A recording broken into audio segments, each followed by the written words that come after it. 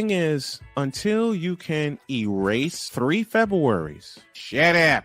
Bang! Quality over quantity. LeBron has beaten some of the best competition in NBA history. He's the GOAT emoji. I will not cuss. I will not cuss. I will not swear. I will not swear. Where sports is the base, life and fun are the results. This is the Brian Snow Show.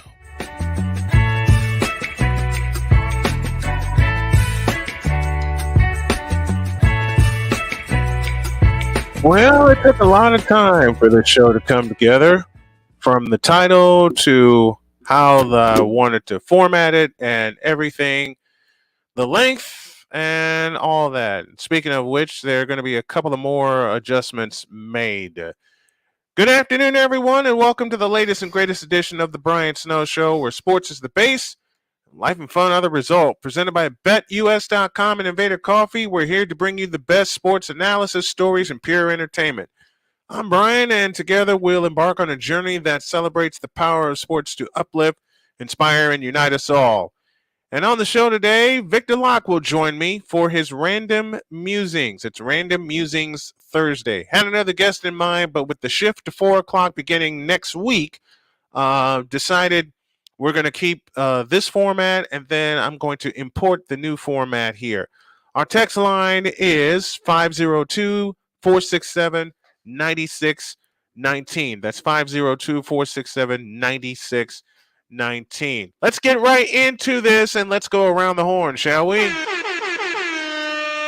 And we start in the world of college athletics, where LSU gymnast Olivia Dunne announced that she is partnering with Bayou Traditions to help secure name, image, and likeness deals for female athletes at her school. The 20-year-old Dunne established the Livvy Fund, where donors can support Tiger athletes by giving money ranging from $10 to $5,000 monthly. Dunne has more than 15 million followers across her social networks and reportedly earns $3.5 million in endorsement funds. She goes on to say, quote, "As a female student athlete, I've been fortunate enough to build a strong social media following and establish valuable brand partnerships that have launched my career in ways I couldn't imagine. I'm excited to build on this momentum by leveraging my connections and sharing my knowledge in the NIL space to create more opportunities for LSU female student athletes, while emphasizing the importance of bringing NIL funds to women in college sports." Close quote. Bravo, Livvy. Bravo. It's about time someone besides myself and very, very few others really advocate for this for the women, because they deserve it. They're putting in just as much work, if not more, that the men do. Sorry about that. And they need this. They need this. So I'm so glad this is happening. And it also allows money to be raised not only for the female student athletes, but for the school itself. And in the midst of everything that's going on regulation-wise, to see this happening where someone is leveraging their connections to make an impact, I'm all for it. I am absolutely all for it. Let's go on. Grant Williams is going to Dallas. Y'all remember the fellow who tipped in the winning shot against Miami in Game 6 of the Eastern Conference Finals? Well, he is heading to Dallas in a 3-team trade. This was a person knowledge with the agreement said on Wednesday, as Dallas is sending Reggie Bullock and a 2030 pick swap to the Spurs, while the Mavericks and Celtics will each receive multiple second-round picks. Wow. Just wow. I mean, you see how much money is being tossed around here for someone who had a little bit of an impact, but not much of one? You see all that? It's crazy. It's absolutely crazy that this kind of money is being tossed around, and these kind of players are being tossed away. Let me say that again. It's crazy that this kind of money is being tossed around, and these kind of players are being tossed away. Because now, what does Boston do to replace that player on their roster? Trying to get everything set up here. What do they do? What do they do? It's a question that the Celtics will have to answer. And Sick Diggy just said it, who joins us from Norway. Money is getting tossed around frivolously. It is. It is. Here's the thing. Since 2011, the NBA has wanted to raise the salary cap gradually, but then the players said we want more power, which I think is unfair, because now the players are controlling the salaries, and it just seems like the government of the NBA has no kind of say whatsoever, which is sad to me. It's absolutely sad to me that it's come to this. And that's part of the reason I honestly cannot in full watch professional sports anymore, because of all the money that's being tossed around. And a lot of it's being tossed around to players that, well, in essence, don't deserve it. I said that aloud, and I mean every single bit of that. It's being tossed around to players that just simply don't deserve it. They just don't deserve it. Have some of these players actually earned their money? There's a question I'd love to have answered, and I think I'll make that a poll question for the chat and for everybody else that's tuning in and listening in today. With some of the players earning as much as they are in professional sports, do you think they really earned it, or are they just being paid by the times for the times? That's about the best. The best way that I can phrase it. That is the best way that I can phrase it.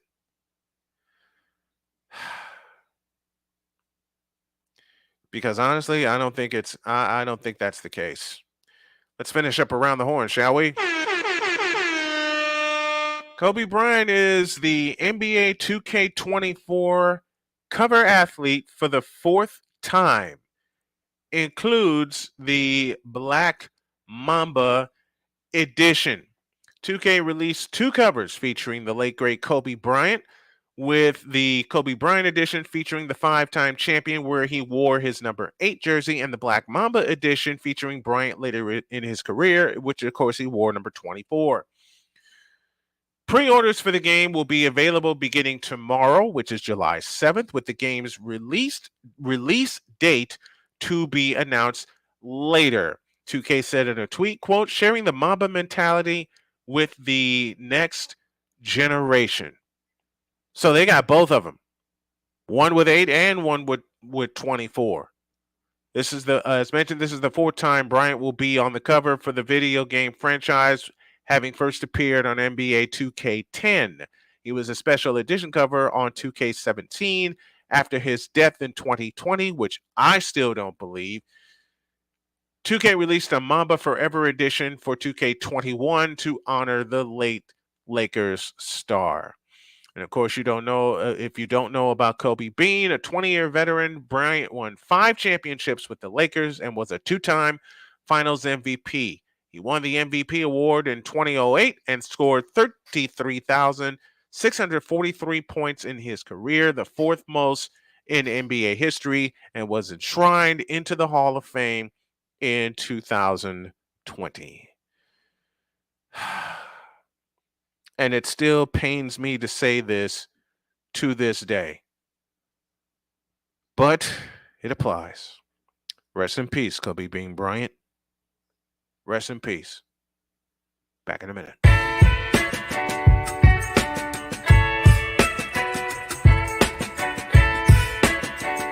The thing is, until you can erase 3 Februaries, shut up.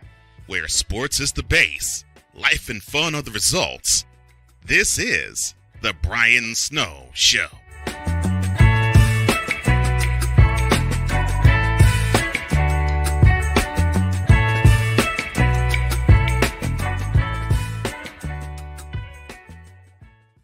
I'm in another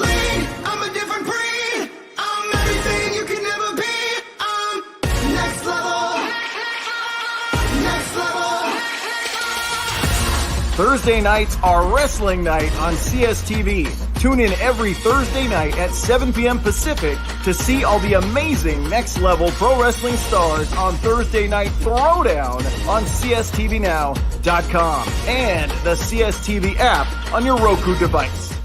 PK Tire Pros, your one-stop on-the-spot auto service headquarters for a complete line of quality tires and auto services.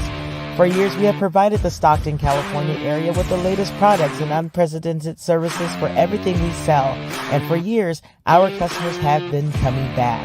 Take a look around. If you don't find what you need, visit us in Stockton, California. From the latest and best in tire technology to the services required to keep your vehicle looking good and running great, PK Tire Pros can get you out on the road quickly and at an affordable price. Stop by soon to see why so many people consider PK Tire Pros to be the one-stop shop for all of their tire needs. At PK Tire Pros, our friendly and knowledgeable staff, quick and dependable service professionals, and affordable prices all come together to make driving out on a new set of tires easy. On top of that, we never tire of tires. Stop by and see us, and you'll be glad you did.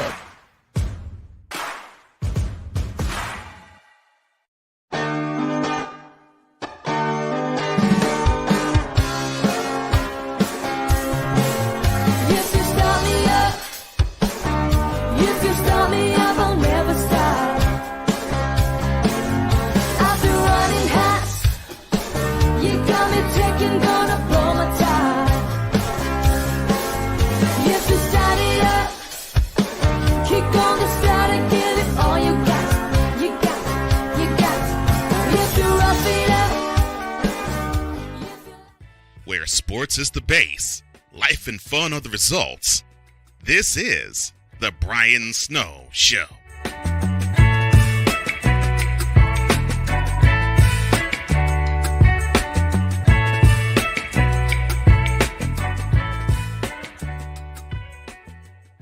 Hey folks, looking for the best way to experience live events? SeatGeek has you covered. With just a few taps on your phone, you can find the best seats for concerts, sports, theater, and more. Don't miss out on unforgettable moments. Download the SeatGeek app today and get ready for an experience like no other. Each ticket is vetted for authenticity and ranked on a 1 to 10 scale. And right now, if you use the code SNOWMAN, and you'll have to excuse me because I'm going to sneeze.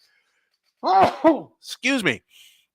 Right now, if you use the code SNOWMAN, you will get $20 off of your first purchase. That's only through the power of SeatGeek. I want to thank SeatGeek for being an affiliate sponsor of this program and of all programming on Snowman Multimedia. I'm going to sneeze again. Excuse me a minute.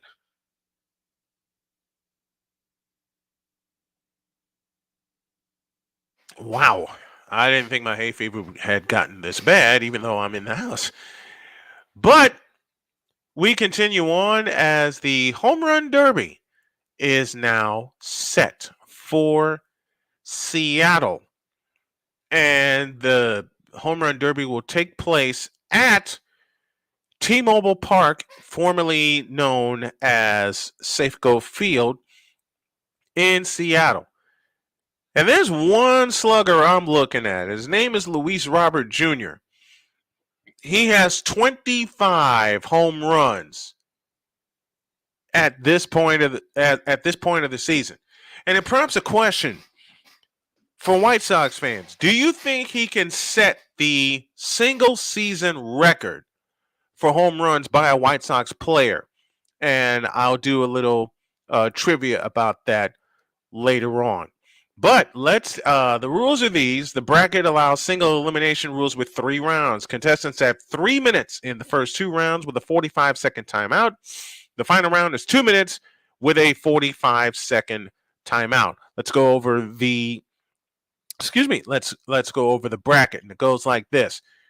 The number 1 seed, Luis Robert Jr., will face off against number 8, Adley Reutemann. Robert from the White Sox and Reutemann from the Baltimore Orioles. It's the first Derby appearance for both players who are enjoying strong years and has had a career high in home runs, including 11 in June. As mentioned, the number is 25 for Luis Robert. 4-5 goes Adolis Garcia from the Rangers and Randy Arozarena from the Tampa Bay Rays. Garcia has 21, Arozarena has 16. And this is pegged as one of the more exciting matchups in the Derby with massive power between both players. Garcia's nickname is El Bombi, which means bombs will be expected from the outfielder. I can't wait to watch this home run derby because I haven't had this kind of anticipation because y'all know my main team is the Chicago White Sox. I haven't had this kind of anticipation for a home run derby since Frank Thomas participated in 1994 and 1995. 94, of course, in Pittsburgh, 95 in Texas, and this one is in Seattle. 2-7 goes Pete Alonso and Julio Rodriguez, the hometown favorite. Alonso has 25 home runs. Rodriguez has 13. 3-6 goes Mookie Betts from the Dodgers and Vladdy Guerrero Jr. from the Toronto Blue Jays. Betts has 23 home runs this season. Guerrero has 13 home runs this year.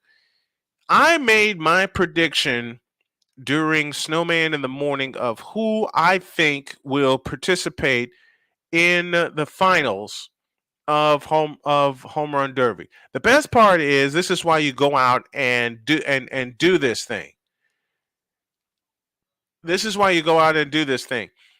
You would think the 1-8 goes Luis Robert from the White Sox and Adley Rutschman from the Baltimore Orioles. I hope I pronounced that right. If I didn't, please forgive me. First appearance for both players. Robert has 25 home runs. Rutschman has 11. 11.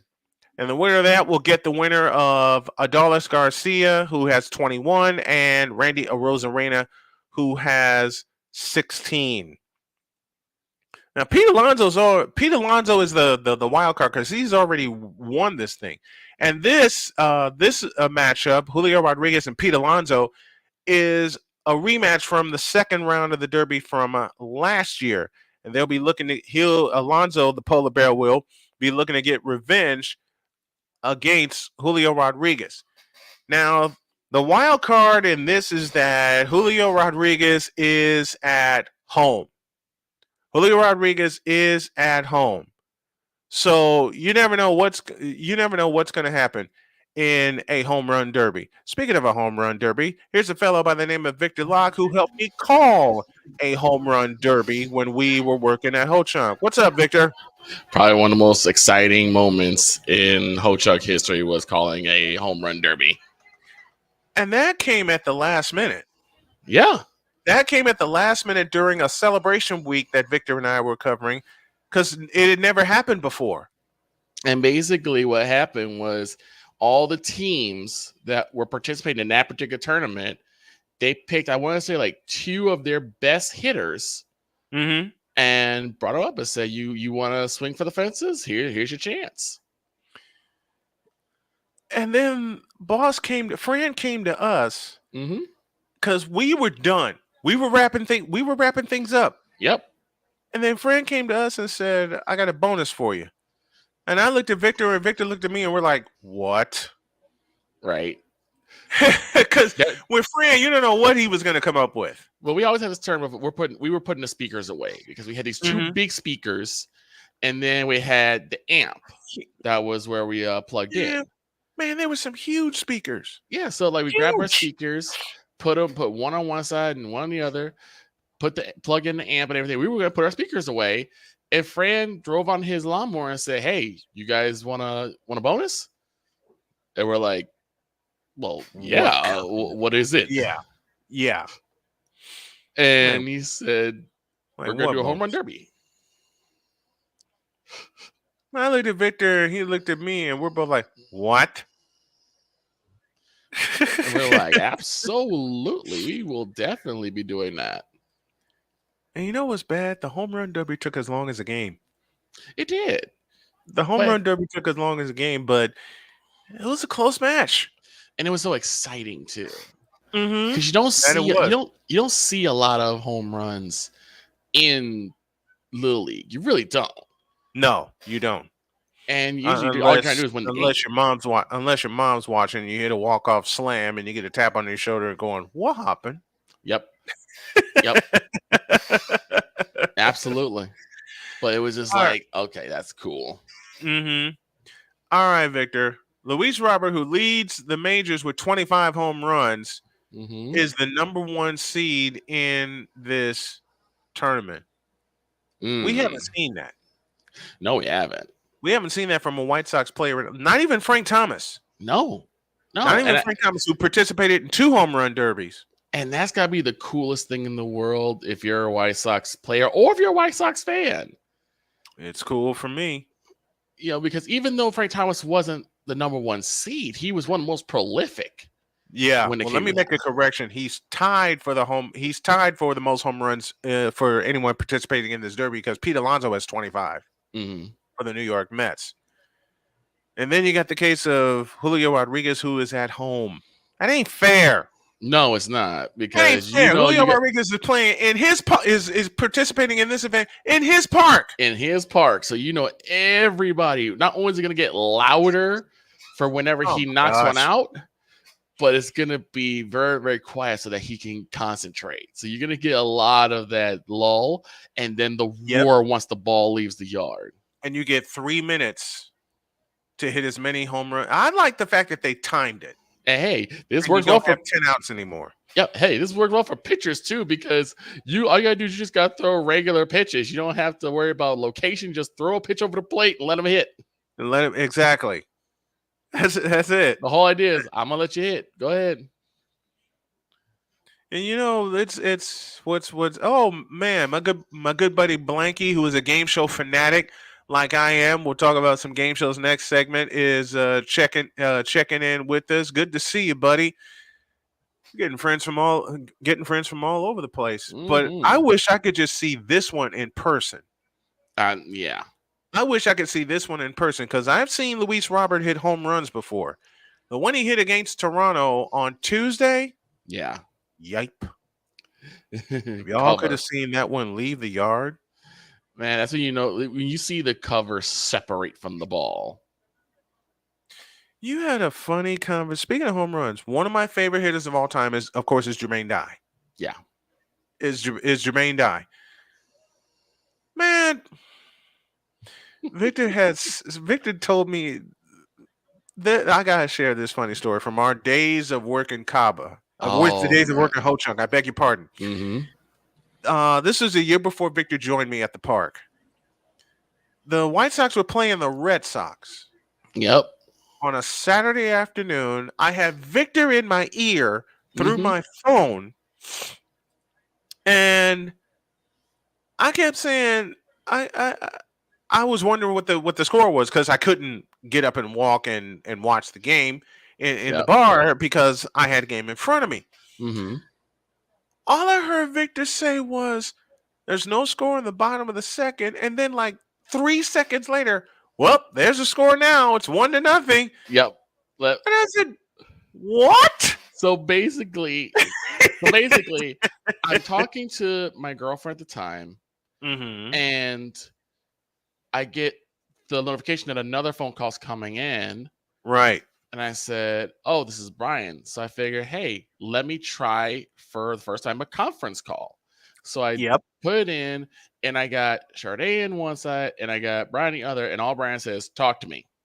Now, whenever he says "talk to me," that means, oh, White Sox are playing. Let me get my play-by-play chops going. And I believe it was the second inning. Yep. And Jermaine Dye comes up, and I said, top of the second inning, no score. Click. Up, there's a score now. 1-0, White Sox. And my girlfriend, who is confused, was like, "That's all get out." Yeah. It's like, how do you know it's 1-0? And I just said, because I saw that bleep. I saw that bleep grow 2 legs and leave the park. And the thing was, we have what's known as no doubters. Every person knows when a no doubter happens. Yes. Yordan Alvarez. Oh God. Once Wait a minute. Wait. He said Yordan Alvarez. Folks, Alvarez. Y'all want to see a definition of? Well, I don't have it now. Y'all, I'll have to get it in a minute. But go on, Victor. And once that happened, it was like crazy that it happened. Mm-hmm. That's nuts. It was absolutely nuts that it happened that way. But what can you do? What can you do, man? And see, why'd you have to mention Yordan Alvarez to me? Knowing how much I love watching Yordan Alvarez. Knowing how much I love watching Yordan Alvarez. If I have to pick a favorite slugger right now, it would be him. It would be him. Right. But that's just not fair. No. And what was crazy about that particular shot was, like I said, you could tell when from a pitcher's perspective, from a fan's perspective, you could tell it's a no doubter. But from a pitcher's perspective, you also can tell when it's a no doubter because where the ball is look on the pitcher's face. Not just that, but where the ball is placed. If you put it anywhere between belt high or right at the knees, and it doesn't move to either the outside or the inside, if it's just laid up over the plate, and when they swing the bat and it just hits right dead center, it's gone. It's gone. It's going nowhere except in this. How many times have we seen Jim Thome do that? That's one of my favorite hitters. How many times have we seen Jim Thome do that? Yeah. And people knew immediately. Mm-hmm. He hit one against the Minnesota Twins in the blackout game, 2008. Yeah. Man, as soon as he swung it, you knew it was gone.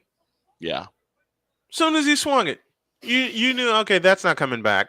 Yeah, and you're like, and I love hearing the reaction of some of the announcers. Homo Road, that's it a long way, and that's not coming back. Yeah. Yep.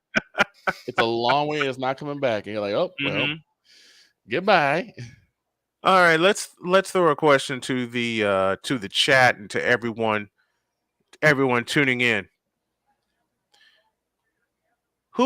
Victor, for you, who are your 3 favorite sluggers that you watched in your lifetime? 3 favorite sluggers. I gotta go with my man KG. Or sorry, I call him KG2, Ken Griffey Jr. Ken Griffey Jr. Ken Griffey Jr., Frank Thomas, Jim Thome. Those are my 3 top of line sluggers. I can't argue with that. There's no way I can argue with that. Ken Griffey Jr., Jim Thome, and Frank Thomas. Because there's your murderer's row right there. Because Ken Griffey Jr. had like this just absolutely beautiful swing. It was just scientifically one of the prettiest swings I ever saw. One of the prettiest swings I ever watched. When Frank Thomas hit it, you knew that was it. Man, Frank Thomas gets a hold of one. You may as well just mark in the scorebook how many runs it's going to produce. Yep. To the point where people would say, okay, whereas 2 on Frank Thomas at the bat, it's going to be 3. It's going to be 3 runs added in. Because he was also very patient. And Jim Thome would be which is something you don't see from a right-handed hitter nowadays. Yes. No patience. That's the big thing that I've noticed between now and the games we watched in the past is there's no judgment. There's no eye judgment for batters now where they're like, you know how you know how people would say good eye? You don't hear that anymore. No, you don't. No, you don't.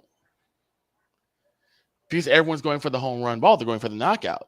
So just keep swinging at anything that'll chase. I mean, we remember back in the day, you probably would have bats would probably maybe go at most 6 pitches. Now, 7, 8, 9 pitches, 10 pitches because they're just chopping at junk and fouling everything off.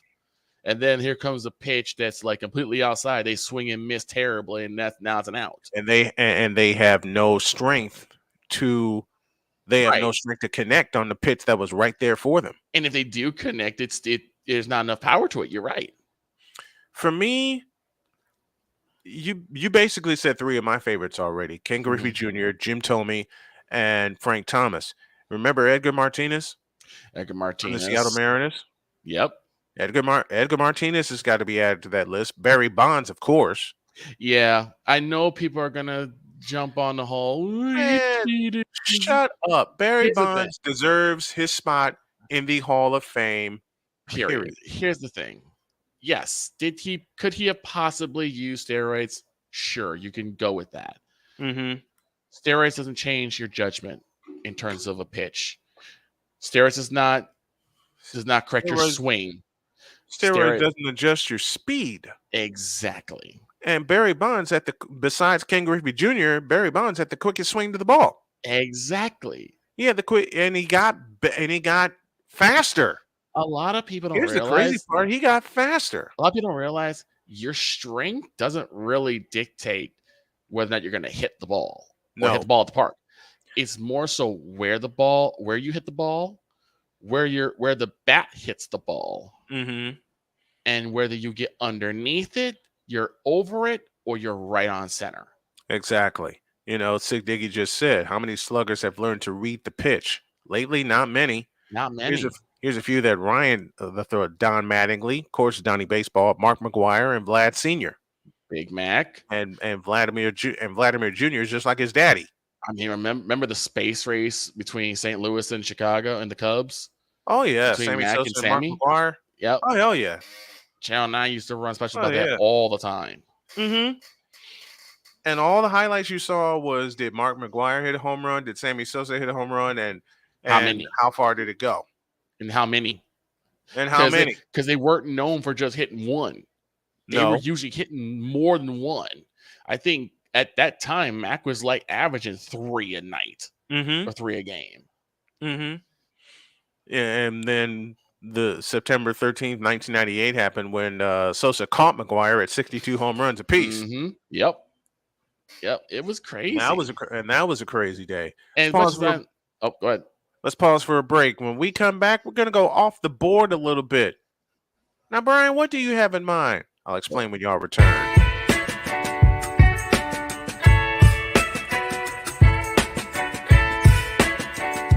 The thing is, until you can erase 3 Februaries, shut up. Where sports is the base, life and fun are the results. This is the Brian Snow Show.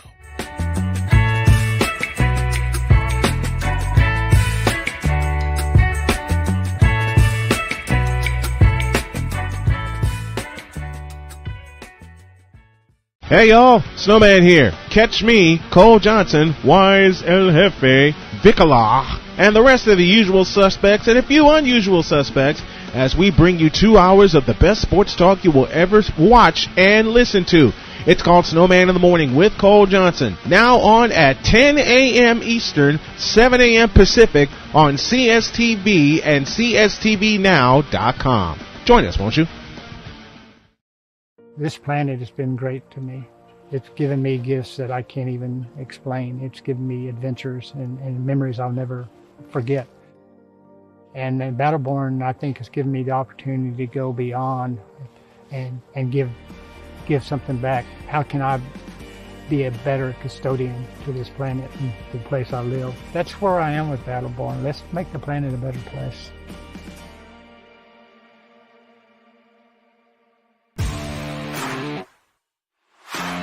PK Tire Pro is your one-stop on-the-spot auto service headquarters for a complete line of quality tires and auto services.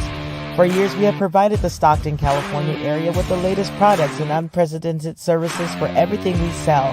And for years, our customers have been coming back. Take a look around. If you don't find what you need, visit us in Stockton, California. From the latest and best in tire technology to the services required to keep your vehicle looking good and running great, PK Tire Pros can get you out on the road quickly and at an affordable price. Stop by soon to see why so many people consider PK Tire Pros to be the one-stop shop for all of their tire needs. At PK Tire Pros, our friendly and knowledgeable staff, quick and dependable service professionals, and affordable prices all come together to make driving out on a new set of tires easy. On top of that, we never tire of tires. Stop by and see us, and you'll be glad you did.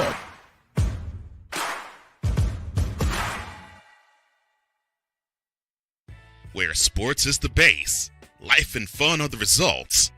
This is the Brian Snow Show.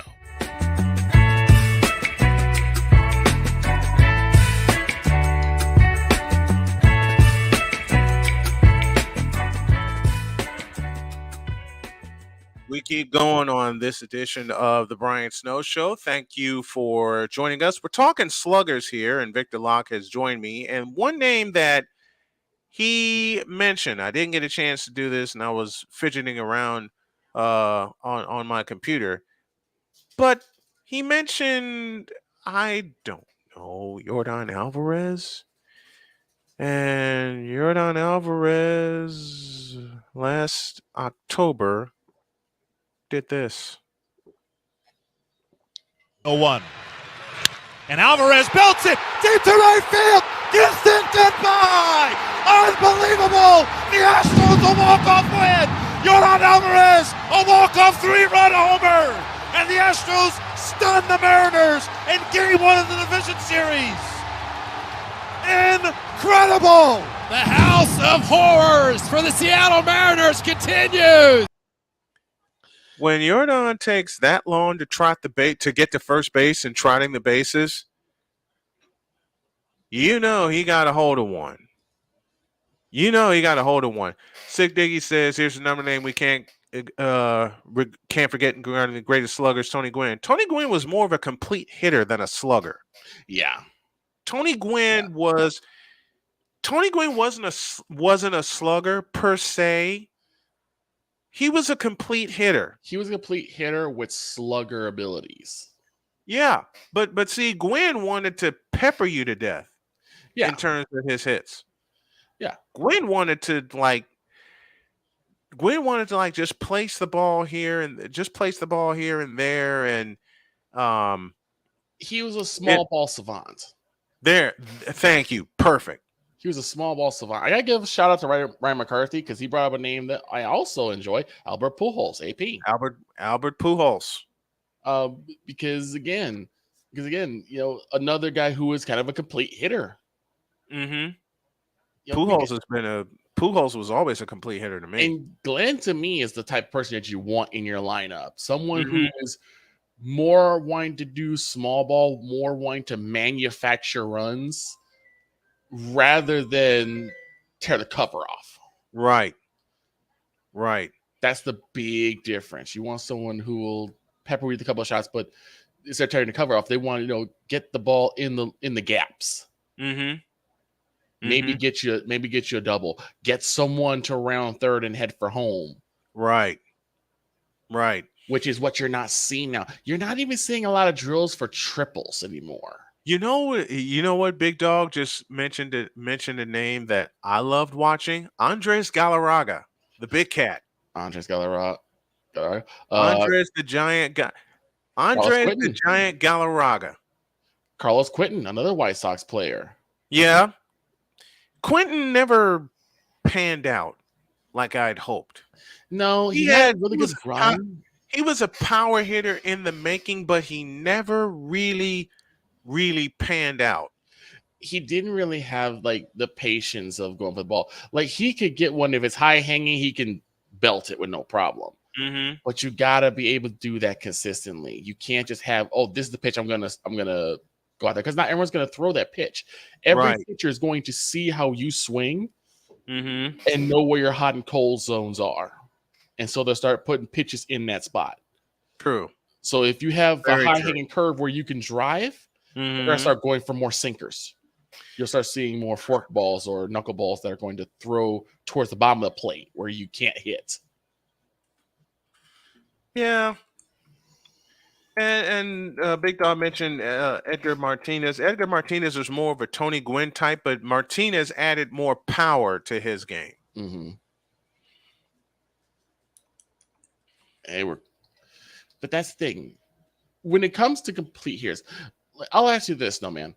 When it comes to hitters, what is the one thing that you would say is the most important thing for someone to practice when they're hitting?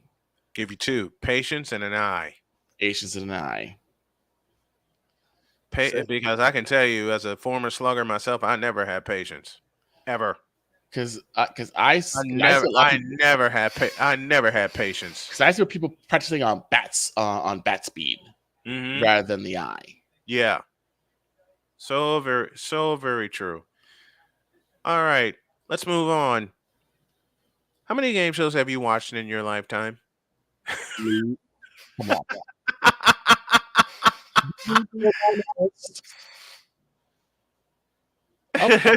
Started. We'll start with some of our most well-known ones. TPIR. Of course. Wheel of Fortune. Jeopardy.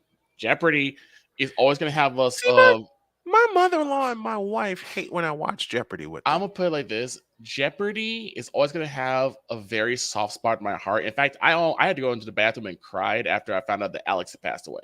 Same. Because my grandmother, God rest her soul, she got me hooked on Jeopardy when she would watch me. She had a little notepad and she would write down names and then we would answer questions back and forth. And, she would put check down and see who won. And I never beat her. The closest I came was 1 point. Man, see, Wheel of Fortune and I and my mother-in-law have a love-hate relationship. And I mean this very playfully, because there was one evening when my mother-in-law was watching Wheel of Fortune. And I had just gotten out of the hospital. I think I was less than 5 weeks removed from being out of the hospital. Okay. And I was out of it, man. As y'all know, I am a diabetic, and I don't know what got into me this one time. I don't know what the hell got into me this one time. But I came downstairs. I couldn't see because my insulin level was I basically crashed. Okay. I as a diabetic, I crashed. Right. I crashed. And I I came downstairs and I said, "What?" My mother-in-law, I took my shot of insulin. I got a snack, and I said, "How do I do this?" Because I'm trying to figure out how the hell am I going to get back upstairs. Right. And then I see Wheel of Fortune. My mother-in-law is watching, and they're playing the bonus round. Right. And I now remember, folks, I'm a diabetic, and I crashed. So I had to get some insulin. I had to get some food in me also because I hadn't eaten that day because I was so weak. Yeah, my mother-in-law just looked at me and says, "Okay, solve this puzzle." They're playing the bonus round. Food and drink was the category. Right. Then all of a sudden, I looked up for 2 seconds and I saw like 2 letters in the puzzle. And I said, "Oh, that's easy. Frozen yogurt." And I bet she pulled up the best Chris Bass line. Egro be lying. If you could have seen the look on my mother-in-law's face if you could have seen the look on my mother-in-law's face,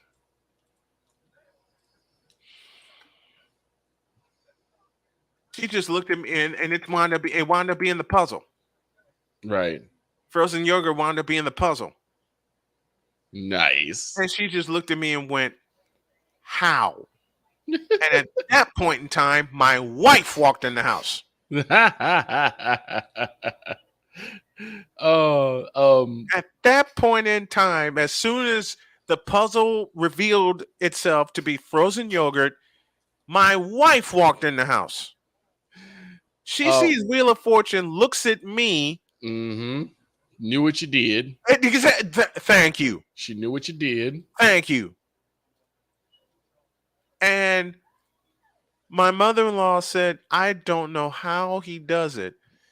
And then my wife, Jody, chimes in and says, And he says he's not smart. I said, well, the puzzle was there. Right. You're like, I don't know. I just knew it. And Jody looked at me and said, how many letters did you see in that puzzle? 3? 2, 3, maybe? And she teases me to this day. They both do. Bless both their hearts. And like, no, you knew that puzzle before he turned it around. No, I did not. Like, I just got down here. I just got downstairs. Oh, man. A little funny little story from when I first started working here at Blue Cross Blue Shield. We decided, or the company decided, that we're going to hold kind of like a full-on, like, 4-team Jeopardy style type of game. And so everyone's getting these these questions, and they put me and another person, her name Brooklyn, on to my team, and we were like basically two of the smartest in the group. I'm not gonna lie. And so we got a pretty good lead, and there's another team that's like maybe 200 points behind us. Yes. And they said, okay, well, first, before we do the final question, you have to bid how much we're going to wager.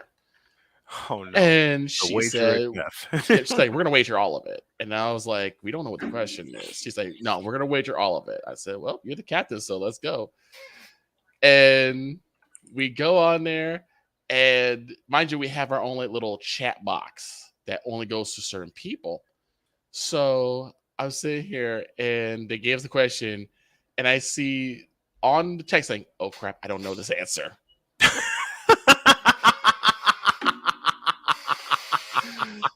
I said, do you want me to write it? She said, yes, please. So I wrote down in detail the formula that was needed, the procedure that was needed, put it in, and we end up winning.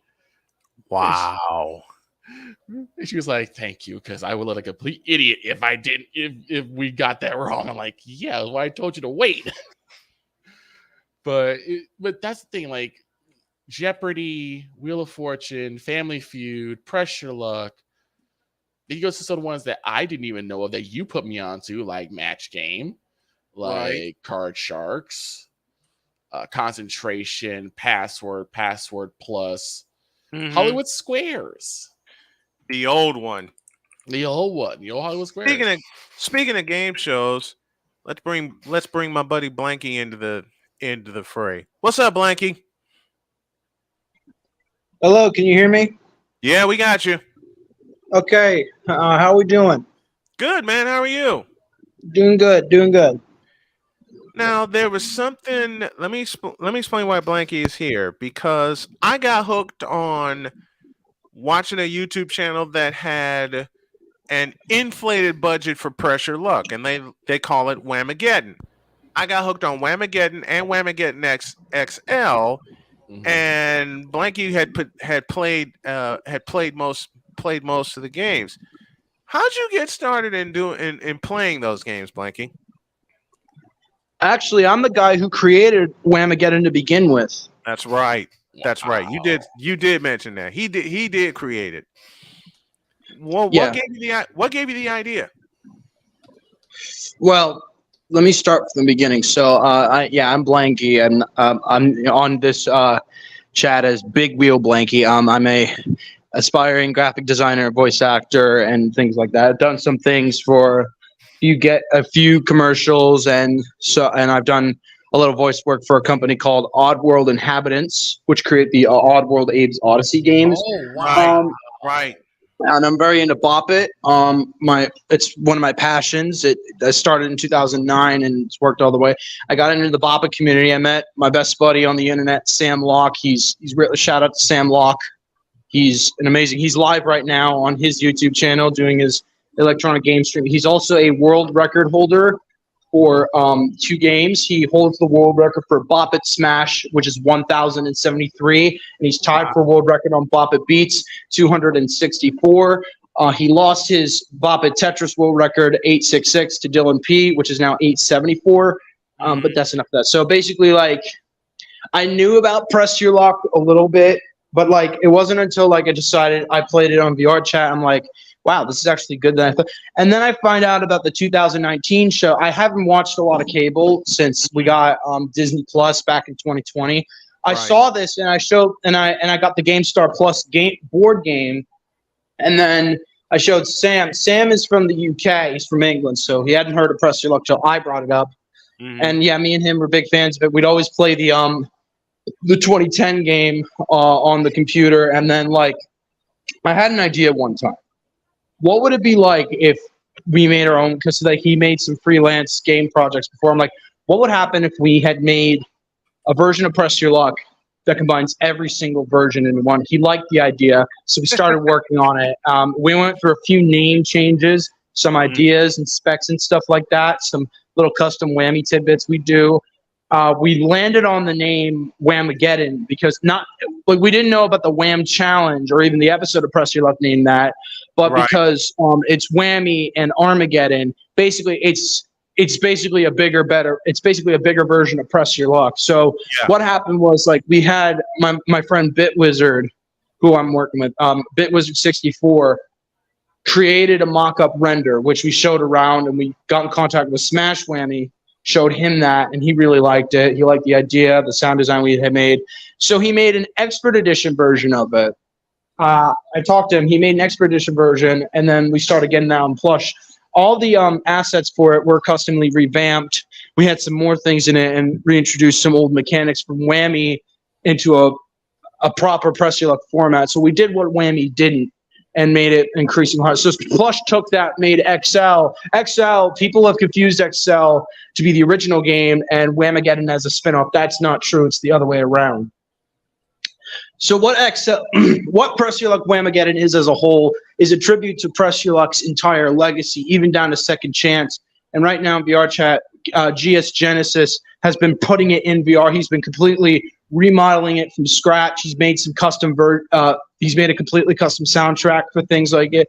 And like it's an all around, it's accurate. We keep it as accurate as we can to Press Your Luck. We don't change things. We don't we don't fix things that aren't broken. We're just trying to make an all around positive experience for Press Your Luck Whamageddon.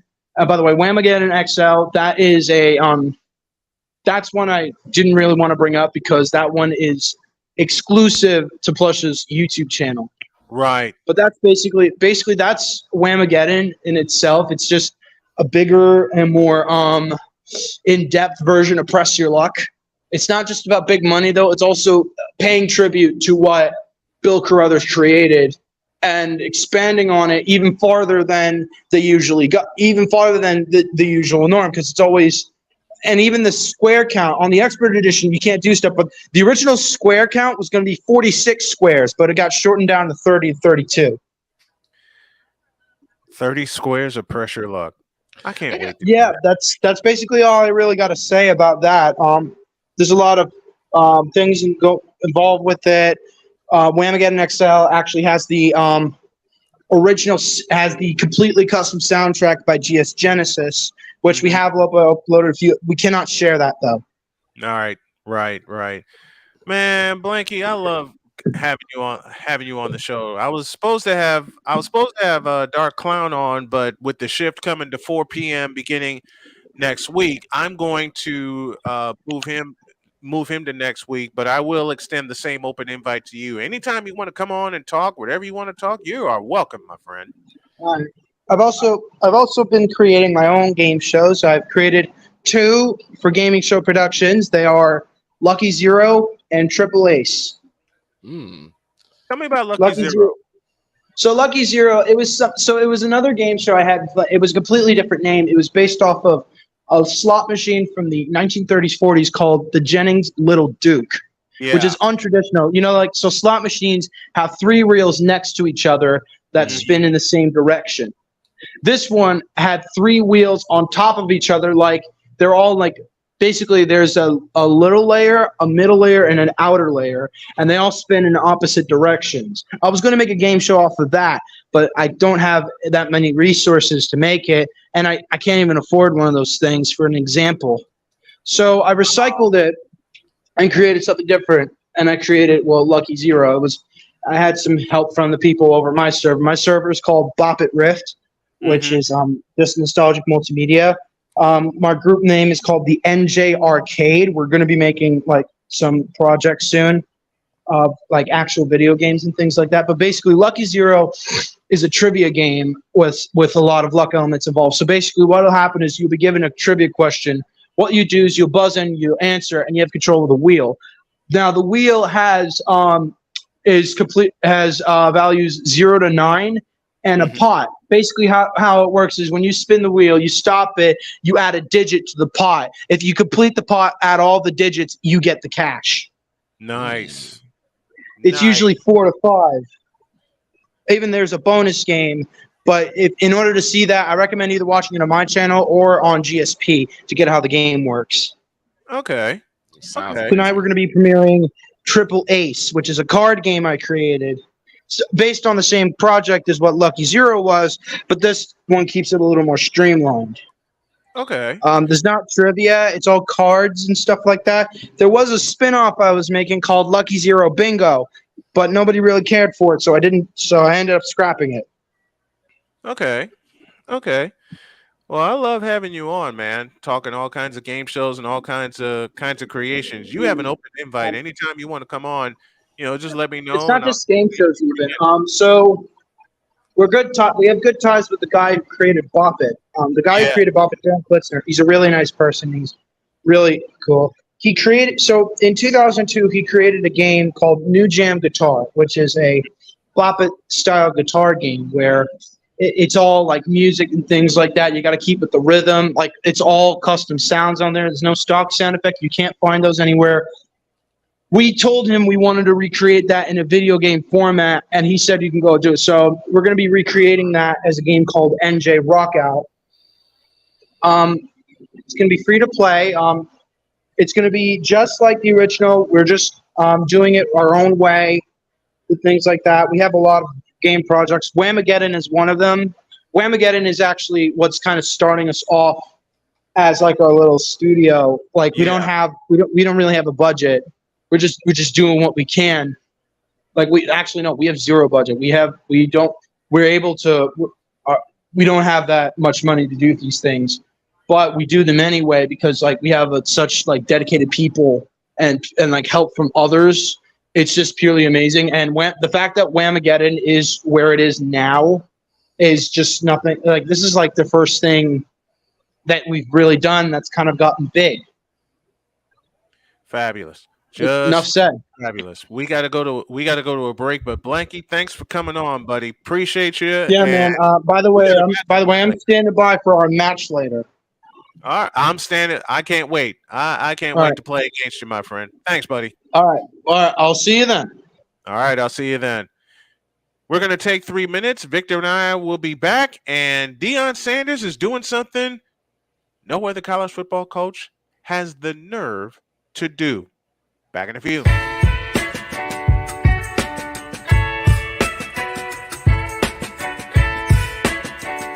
The thing is, until you can erase 3 Februaries, shut up. Where sports is the base, life and fun are the results. This is the Brian Snow Show.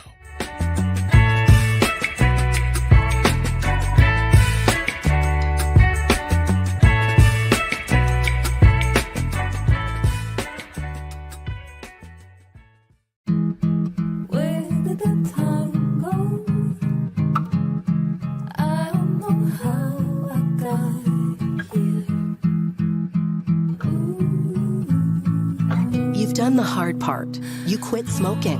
Now do the easy part and get scanned for lung cancer. If you smoked, you may still be at risk, but early detection could save your life. Talk to your doctor and learn more at savedbythescan.org. If you talk and they will hear you. We all want our kids to grow up safe and healthy, so we show them how. And we tell them with honest conversations that let them know what we expect. Not just one time, but every chance we get. That's especially important when it comes to alcohol and other drugs. Kids not only need to know the dangers and how to avoid them, they need to hear it often from you. And when it comes to pain medications, opioids, they need to know that they should never be taken without a prescription. and never shared with friends or family, it's dangerous and illegal. So talk with your kids and guide them through the challenges of growing up safe and healthy. Because when you talk, they hear you. For more information about talking with your kids about underage use of alcohol and other drugs, visit underagedrinking.samhsa.gov. So talk back here. You can do it if you try. He was only 58 years old when he passed away. That outcome could have been different. Colorado happens to be one of the worst states for radon levels. It's in our ground and it seeps up. The more you breathe radon, the more chance you have of DNA being hit and the cell mutated. The EPA estimates 22,000 lung cancer deaths a year caused by radon.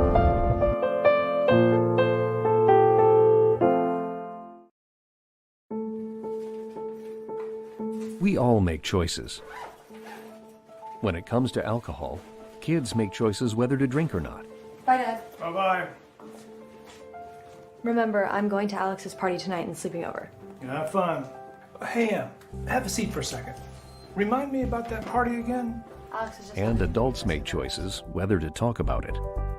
That's true of parents and every other trusted adult in a kid's life. Kids want to know our expectations when it comes to alcohol and other drugs. They want guidance and honest answers to their questions. And it makes a difference when the message is consistent and part of everyday conversations. So talk with your kids and help lead them on a positive path. Because when you talk, they hear you.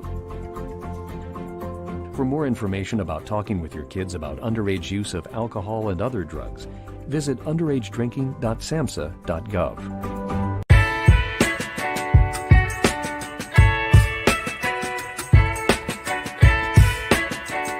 The thing is, until you can erase 3 Februaries, shut up.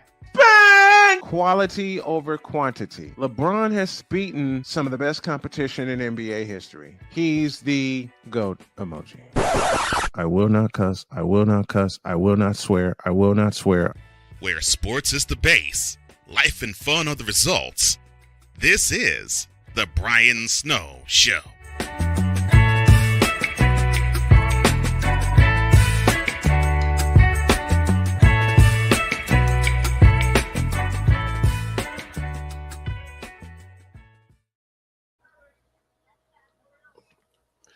And looks like Snowman's had to step away, so Vikala, for at least time being, is taking over. Welcome back to the Brian Snow Show. Oh, never mind. I think he's coming back. I see him.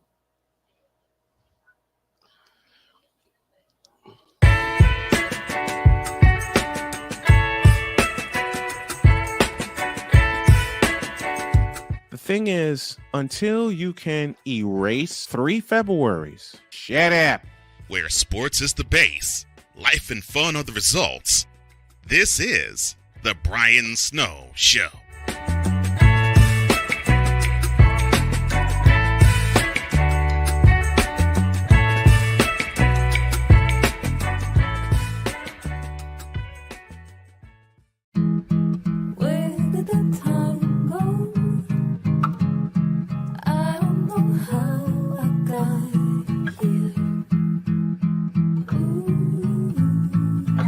Done the hard part. You quit smoking. Now do the easy part and get scanned for lung cancer. If you smoked, you may still be at risk, but early detection could save your life. Talk to your doctor and learn more at savedbythescan.org. If you're talking, they will hear you. We all want our kids to grow up safe and healthy, so we show them how. And we tell them with honest conversations that let them know what we expect. Not just one time, but every chance we get. That's especially important when it comes to alcohol and other drugs. Kids not only need to know the dangers and how to avoid them, they need to hear it often from you. And when it comes to pain medications, opioids, they need to know that they should never be taken without a prescription and never shared with friends or family. It's dangerous and illegal. So talk with your kids and guide them through the challenges of growing up safe and healthy. Because when you talk, they hear you. For more information about talking with your kids about underage use of alcohol and other drugs, visit underagedrinking.samhsa.gov. So tell me here, you can do it if you try. He was only 58 years old when he passed away. That outcome could have been different. Colorado happens to be one of the worst states for radon levels. It's in our ground, and it seeps up. The more you breathe radon, the more chance you have of DNA being hit and the cell mutated. The EPA estimates 22,000 lung cancer deaths a year caused by radon.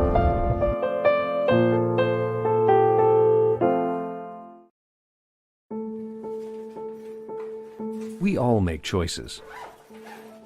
When it comes to alcohol, kids make choices whether to drink or not. Bye, Dad. Bye-bye. Remember, I'm going to Alex's party tonight and sleeping over. Have fun. Hey, have a seat for a second. Remind me about that party again? Alex is just... And adults make choices whether to talk about it. That's true of parents and every other trusted adult in a kid's life.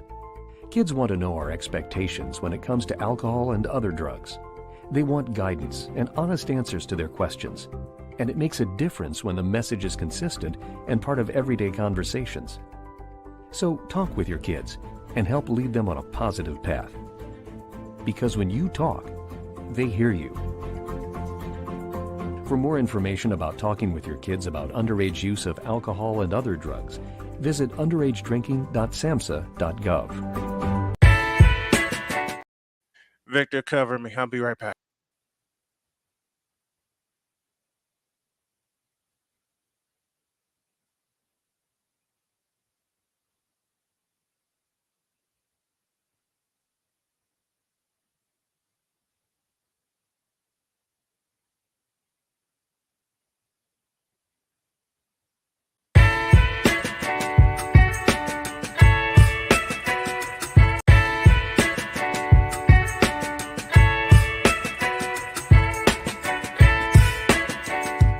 Thing is, until you can erase 3 Februaries, shut up.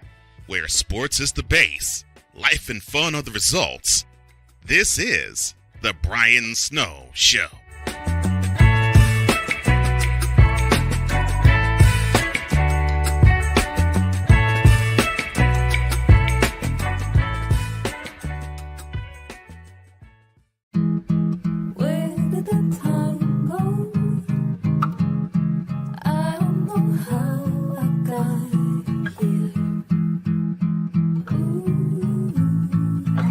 Done the hard part. You quit smoking.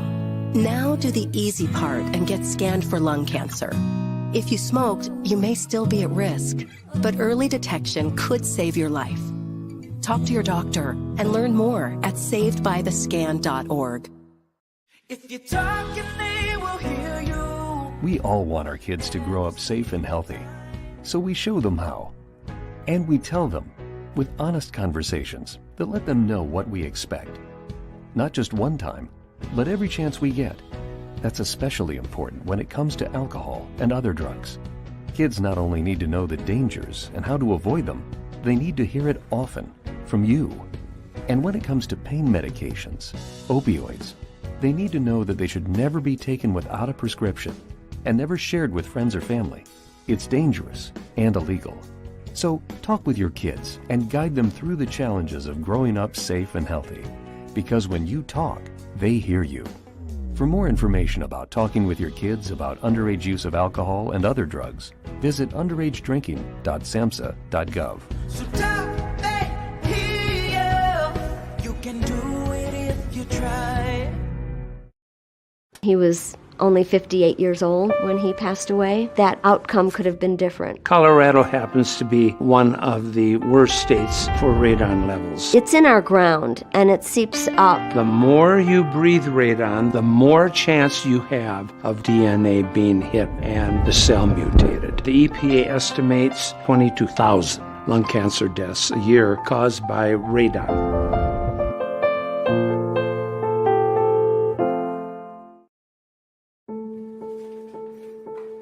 We all make choices.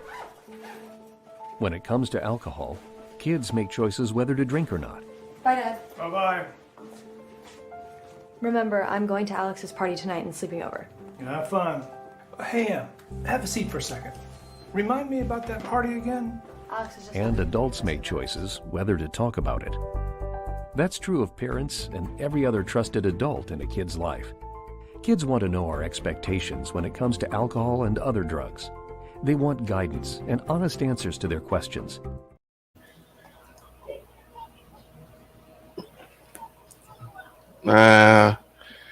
Sorry about the last time. I was a bit muted. Figured I would talk a little about what we were going to talk about. I'm gonna wrap this up here because my stomach is doing backflips right now, and I would be doing y'all a disservice if I try to continue. And I am not in the best shape right now. Look, man, do what you need to do. Okay, I'm sorry, ladies and gentlemen. Oh, this is one of the times where my stomach is really getting the best of me, and I hate that this is going on right now. No need to apologize. Your body is telling you to do something. Actually, you know what? I'm gonna do this, and I'm gonna do this. Just give me a few minutes, folks. Okay. Okay. I'm gonna run one more set of breaks, and I'm gonna see how I feel, and hopefully, I'll get a chance. I'll get a chance to continue. So give me about another 4 minutes, and I'll get this figured out. I think I know what it is. I just got to get something. I just got to get something to drink, and I got to take care of my belly. I'll be back.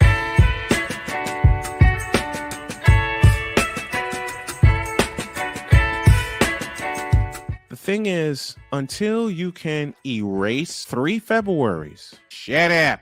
Where sports is the base, life and fun are the results. This is the Brian Snow Show.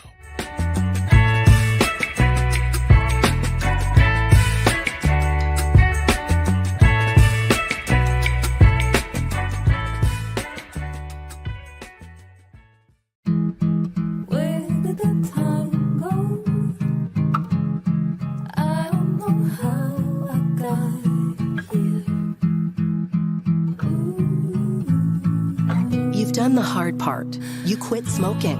Now do the easy part and get scanned for lung cancer. If you smoked, you may still be at risk, but early detection could save your life. Talk to your doctor and learn more at savedbythescan.org.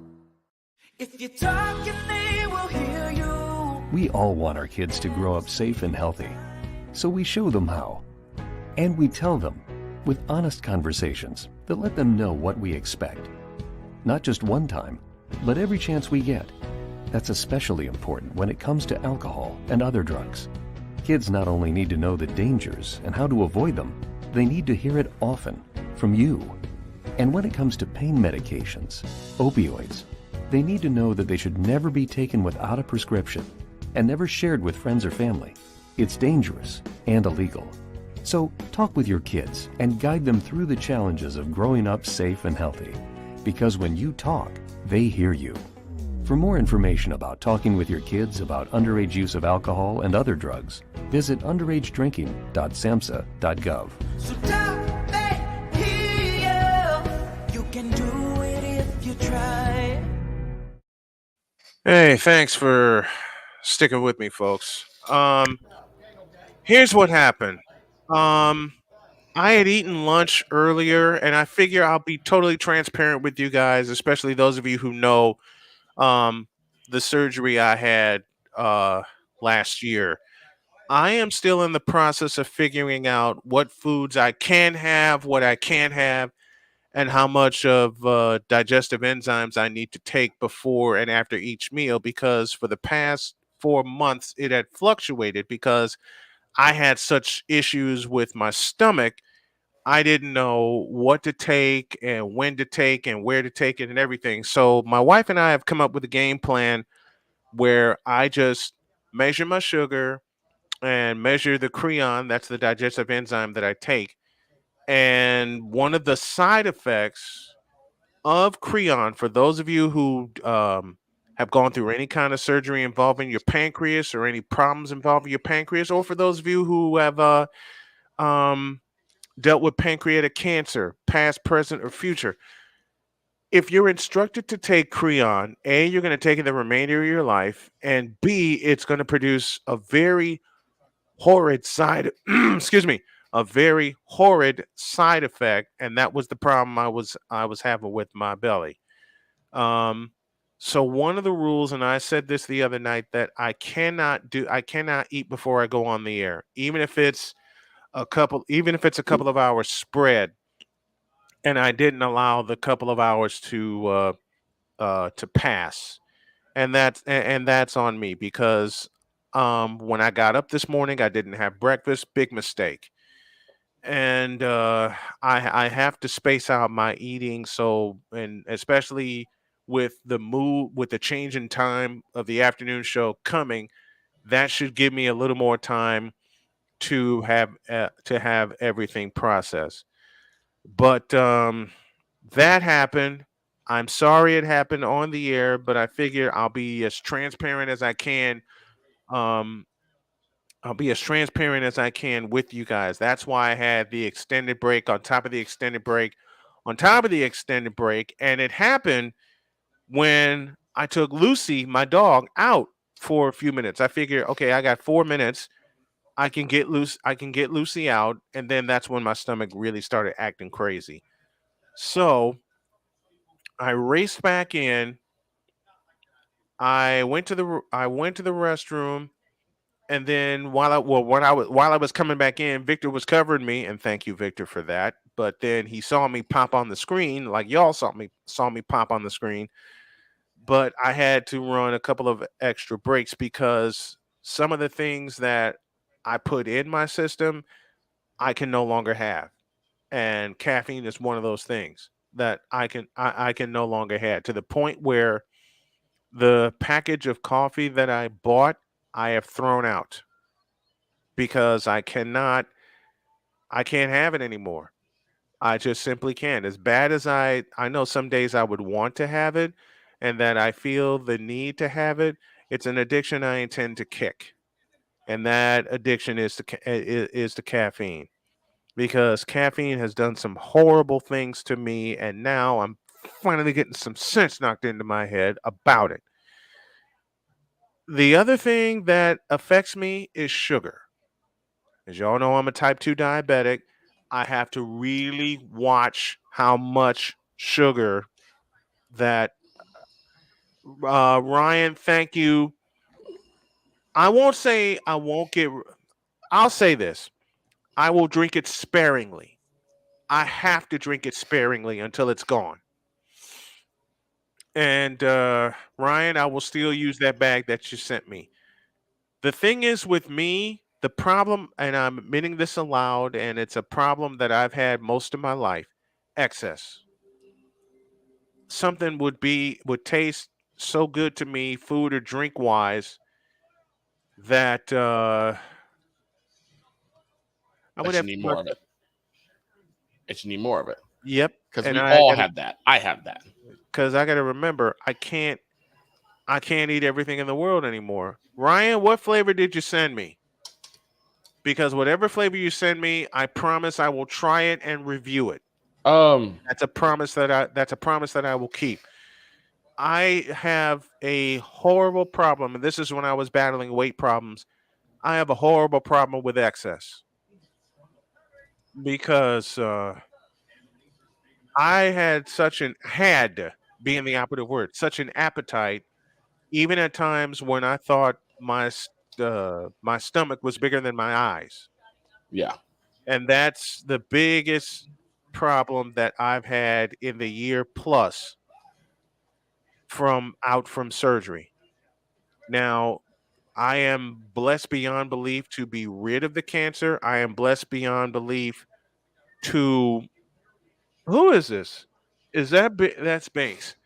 Binks is yelling at me, but I am blessed beyond measure to be where I am on the verge of turning 51 in a couple of weeks, because I was given a death sentence by Duke University Cancer Center.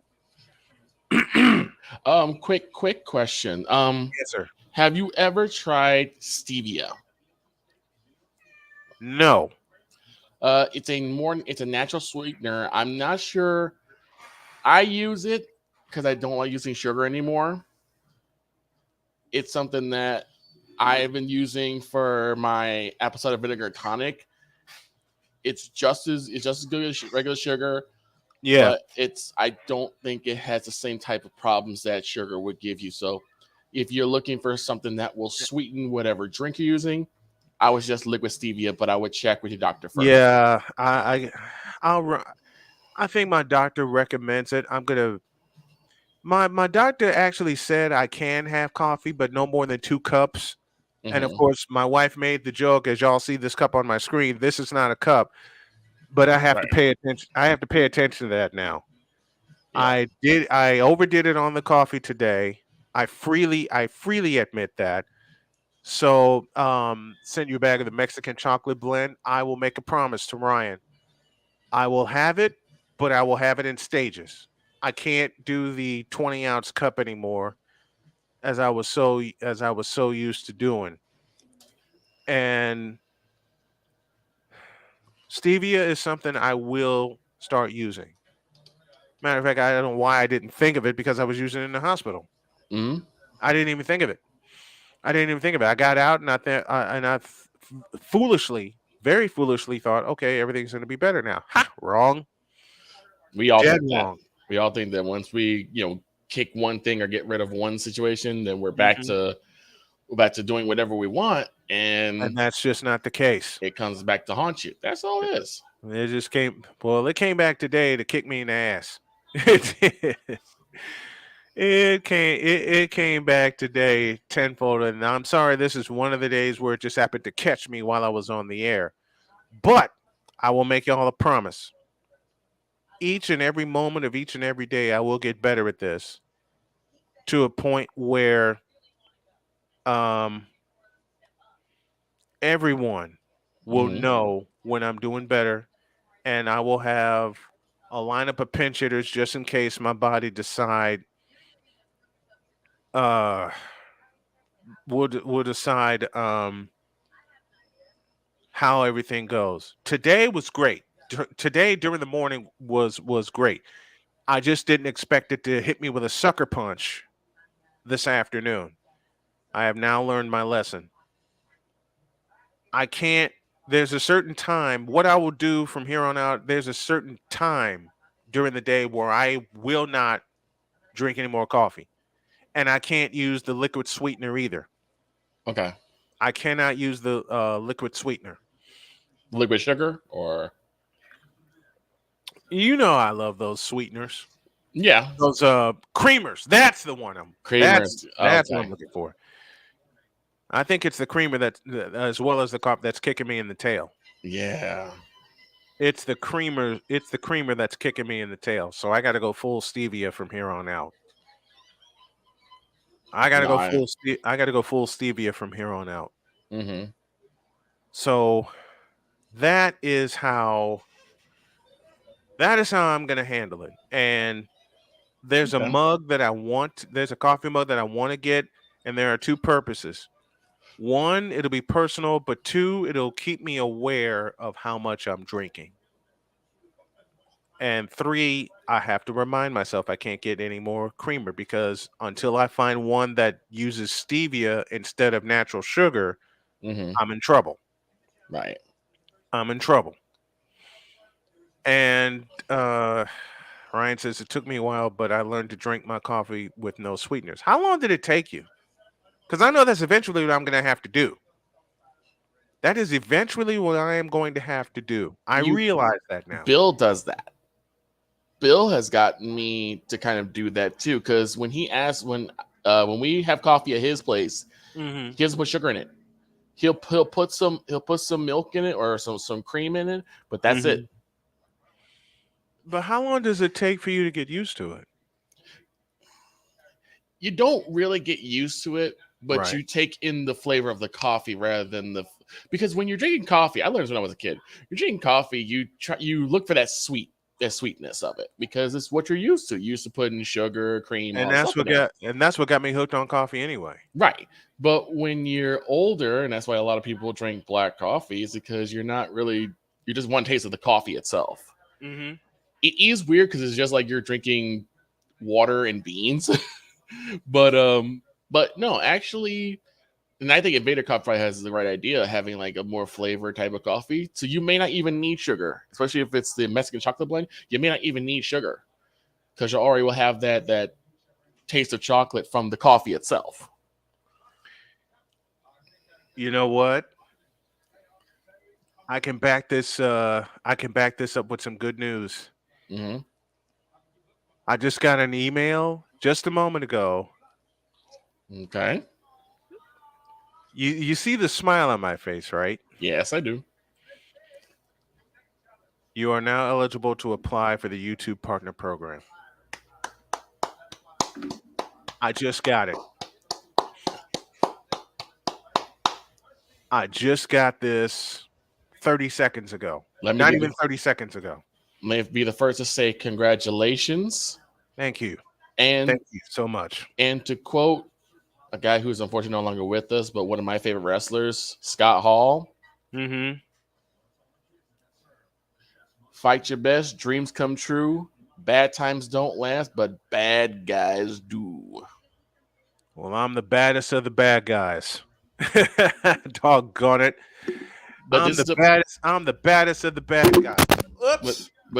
Even with that happening, my mic going upside down on me. but this is a reminder of hard work and perseverance paying off. Mm-hmm. Yeah, I just got that word, like I said, about 30 seconds ago. Nice. So I'm definitely doing this before me and Blanket go head to head playing Whamageddon. Okay. this afternoon. I'm going to turn the rest of the show into an Ask Brian Anything. Okay, I was going to ask, did you still want to talk about Deion?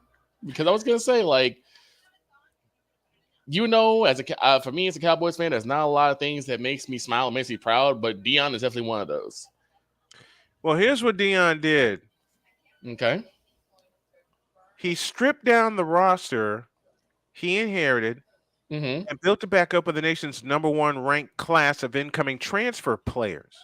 And that was largely enabled by a rule change 2 years ago that allowed undergraduate players to transfer to other teams without first sitting out of the year. Mm-hmm. It also took a lot of nuts from Deion, who got rid of players he didn't want while enticing new ones to join a program that has only had 2 winning seasons in the past 17 years. Mm-hmm. He is building this from the ground up. Yeah. Well, it's like I said before, he's cultivating leaders. Mm-hmm. It's something that I heard from Cole Sports. Yes. They're talking about Deion, was how he basically everybody's numbers. So his players do not have numbers because he wants them to earn to wear a number on a team. He wants them to earn it. He wants them to earn it as well. He should. He's from a school of hard knocks. Nothing was handed to you. Nothing was handed to him. Right. I mean, this is the same guy who told a very, very funny story about being run over by Bo Jackson. Yeah. I mean, Bo was a senior, Deion was a freshman.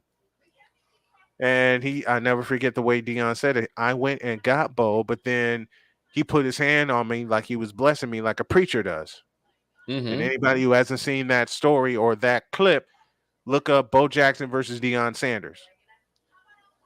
But not only is he building a team, he's building, I don't know, what's that word? That 7-letter word I'm looking for. A culture. Culture. He's building a culture. Yeah.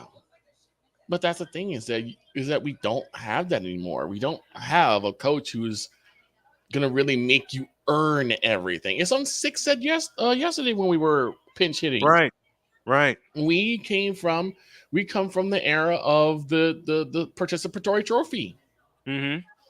Everybody gets a trophy. Everybody gets a ribbon. Everyone's you did a good job. And it's like I get it, but no. I don't get it either. It's like, no, And you have to earn it. what did we always talk about when we were at Ho Chunk? Participation trophies. Yeah. I mean, I get it. I totally get it. I totally understand, but it just feels like you're not enabling students of any age to earn their way onto a team. Yeah. And at some point, you're gonna have to come up with that nose. You're gonna have to come with that tough skin, because you can't carry that type of attitude when you're going into the real world, when you're trying to get a job, because people are gonna tell you, "Hey, you're not good enough for this job." Right. Hate to break it to you, but you are not good enough for this job. You're not cut out for this job. Are you gonna cry and say, "Well, I get everything because I got trophies all the time with it"? Well, this isn't how it works. And what really gets me is when people decide to tell people outside of a coaching realm decide to tell you you're not good enough for this, and people who are told that don't use that as motivation. I'm so glad you said that. Can I get a witness? They don't use that as motivation. Didn't Michael get overlooked when he was drafted eligible? He got cut. He got cut from high school, right? He got cut from high school, didn't he? Listen, JJ, I definitely remember your story. Michael Jordan got cut as a sophomore. Became the greatest player ever. Yeah. If that ain't motivation, what is? What is? Because I got told so many times over, you'll never be able to do anything in your hometown. Yep. JJ got taken off of a broadcast, but JJ said, "Okay, the hell with you. I'm going to keep doing this whether you like it or not." Yeah. Because that's how someone always takes an L. Thank you, Shane Lake, for that. My super producer, who was also standing by, and I love you dearly. Here's what's aggravating me is how many people are getting on his head, getting on Deion's head. Right. And Deion is doing things, in my opinion, the way it's supposed to be done. I'm sorry. Did you say the way it's supposed to be done? The way it's supposed to be done. The coaches now are more in tune about worrying about people's feelings and if their feelings will be hurt. And Deion's like, bump all that. I'm here to make champions. I wouldn't be surprised if Colorado really gets up there come this season. I wouldn't be surprised either. I would not be surprised. In fact, I kind of expect it. I kind of expect it. He has a chance to take a Power 5 school to place it that hasn't been since 2005. That's the way it's supposed to be done. And yes, Brian, we're cussing on air. And we should be behind him because he's a black coach. Well, you know where I'm going with it. You took me down the road where I wanted to go. Okay. You took me down the road because he's a black coach and a black man. He's hated for it.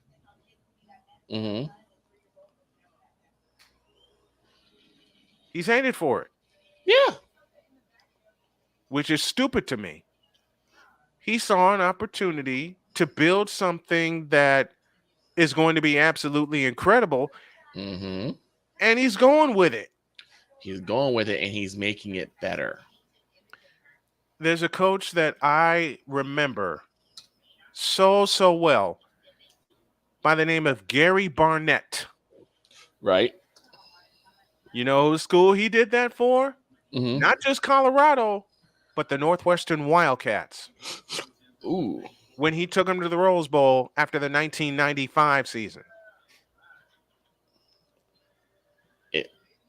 It's almost after like the 1995 season, he took them to the Rose Bowl. It's almost like took the purple to Pasadena.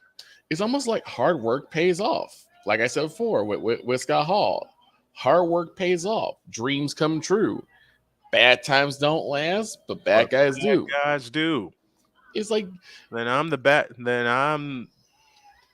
baddest of the bad guys because I've been written. You and I both, Victor, have been written off so many times over. Oh yeah. been written off so many times over. JJ's been written off. Everybody in the chat, at one point in time or another, they've all been written off. Yeah. And they're still here. Because they persevere. Mm-hmm. Perseverance is what really tempers you as a person and tempers you as whatever your profession is going to be, whether you're a basketball player, whether you're a sports commentator. Mm-hmm. We got the creator. You could be a content creator for 3 to 5 years, and you may only have 10 subscribers. Yep. Been there with that. Do you quit there, or do you keep persevering? You keep going. Exactly. You keep going. You don't just become a great content creator overnight. There are peaks and valleys. There are pitfalls that you have to overcome. There are pitfalls that you have to overcome. Period. Mm-hmm. I've had to learn that several 100,000 times over. Yeah, and I've had to learn that. I'll ask this question: why is Deion Sanders getting hated for basically doing it the old school right way? Because he's doing it the right way. But he's doing it the right way. He's doing it the way that it's supposed to be done. But shouldn't you want that though? I do. Like, shouldn't you want it? If you're anybody, if you're a fan of Deion, if you're a fan of Colorado, if you're a fan of football in general, wouldn't you want a coach saying, this coach cares? If you're a fan of success stories. Yeah. Remember the Titans? Mm-hmm. Doesn't this sound like something that Coach Boone would do? Blitz all night. Blitz all night. Doesn't what Deion is doing right now, does it sound like something that Coach Boone would do? Yeah. That's exactly what Coach Boone would do. Why would this bother you? I don't get it. You know how today's society is. Instant gratification. That's easy. And JJ, thank you for saying this, because people want to see him fail. People want to see him fall. And I'm going to go all the way there. Black people want to see him fall the most. Why? Because according to them, I'll explain. Because according to them, he ran away from the black community. He ran away from Jackson State. Never mind the fact that he got robbed several times while he was there.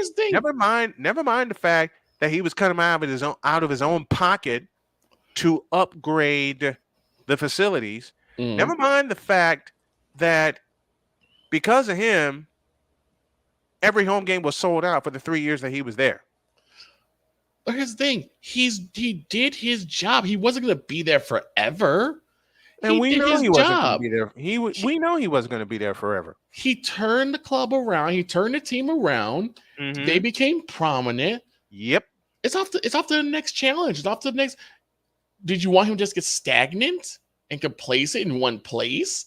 Why? Because Jackson State did him very dirty. Well, yes, that too. But I'm just saying, it's like you just want him to stagnate. Why? Because he's doing this for his people. Come on, man. Well, that's what they wanted. That's not what I wanted. Come on. It's like, it's ridiculous. It is. And like I said, the same people who had so much say about Deion leaving Jackson State and talking about how he's turning his head, how he's done more harm to black people than good. Yeah, you're not saying any of that for Brett Favre, who literally took money. Literally stole $5 million of wealth from money. Not saying that only black people. He stole that money. Not saying and that no one's saying a thing. Right. It's like not saying that all black people are on welfare. Right. But a lot of lower incomes are unfortunately black people. That could be from lack of opportunities. That could be from lack of effort. That could be from lack of income. It could be anything. And I went through all three of those living in the port. I went through all three of those. But having a guy like Brett Favre who can crap out $1 million, even now. Easy. But he needs to steal $5 million of welfare money for a volleyball court that's not needed. Yeah, but y'all saying nothing. And they won't say anything. JJ, it is a crime. But he won't get punished for it. It is a crime.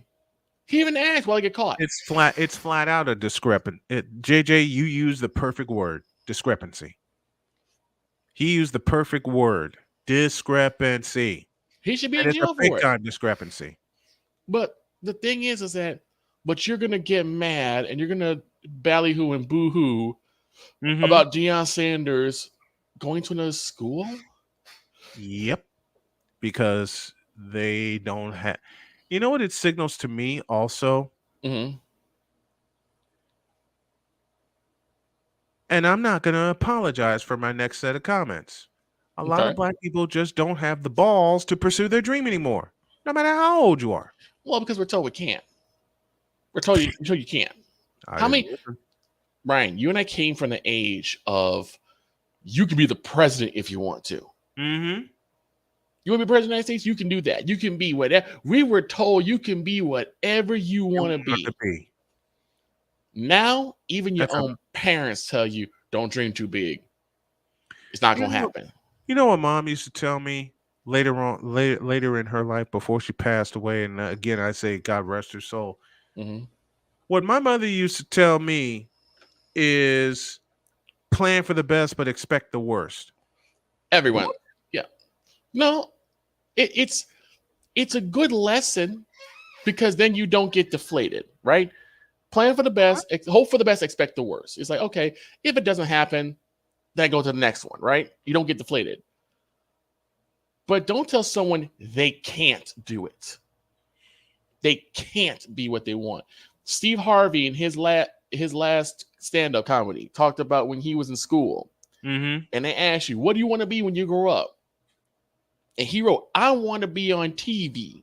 Yes. And his teacher got mad and his mom got mad because he was supposed to write what the teacher wrote. His father said, you know what? No. His father said, no, dream it and do it. Right. His father said, here's what you do. You take a new sheet of paper, you write, I want to be a police officer, whatever what that teacher wants you to write down. Mm-hmm. But you keep the paper, I want to be on TV. You keep that in your drawer. Yep. And every day you stand in the mirror with that paper and read what you want to be 5 days a week. For me, it's 7 because I've had so many people ask me, you know, what I wanted to be growing up. Mm-hmm. I only had 2 dream jobs: a game show host and a sports announcer. I'm doing the second one. I'm doing the second one. And if I could borrow from someone currently that's doing this as well as calling games, Paul Allen. Yeah. Paul Allen's got the Paul Allen show up in Minneapolis, and he's the voice of the Minnesota Vikings. We as black people have been told multiple times that we can't do something, we can't get something because of white people. Well, I never listen to reasons like that. Drew Willingham in the house with us. Sensei Drew.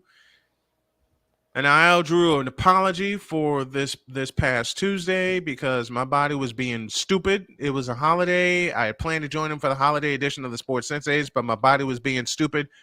Many apologies to you. I know it won't bring back, the episode that you did, and it was an incredible episode, but I just got to put that out there. But the thing I'm trying to say is that I'm tired of excuses being made. Yeah, the thing I'm trying to say is that we're always told that it's because some other organization, some race of people are telling us that we can't get there, but we're not encouraged by our own people to shoot for those dreams either. We're not encouraged anymore. You know another sports star who was like ripped to shreds when he said, "Put your big boy pants on and go chase your dreams"? Charles Barkley. Yeah. Charles Barkley has stood by that message. Yeah. And will continue to stand by that message. But he's also a hard knock. Mm-hmm. Same thing with MJ. He's old school. If you can't don't do it if you ain't got the balls to persevere. But look at the company that Charles Barkley is part of. He's part of the Deion Sanders crew. He's part of the MJ crew. Mm-hmm. The Larry Bird crew. The ones who are like, if you get knocked down, get up and get back in there. We are now conditioned by society that if you get knocked down, stay down and cry and say, well, it's because someone else is not giving me a chance. What the hell with that? I may get frustrated. You've heard me frustrated so many Yeah. times over in these 28 years. I may have been broken. I may have had the hell stomped out of me verbally, but you ain't gonna stop me. You're not gonna stop me. Can't You're stop, not gonna won't stop stop. us. You're Can't not gonna stop, won't us. stop. It don't stop because it can't stop. Thank you, Bobby, for that. And for Yes. those of you that try to come against us, Ooh, I'm dying. will be your end result. One more break, and when we come back, you can ask Brian anything for about 10 minutes. Back in a minute.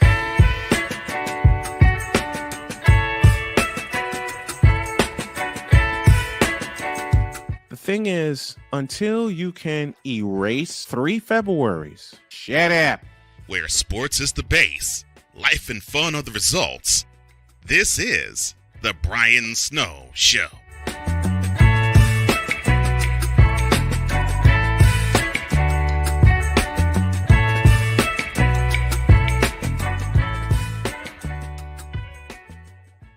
Hey y'all, Snowman here. Catch me, Cole Johnson, Wise El Jefe, Vicalah, and the rest of the usual suspects and a few unusual suspects as we bring you 2 hours of the best sports talk you will ever watch and listen to.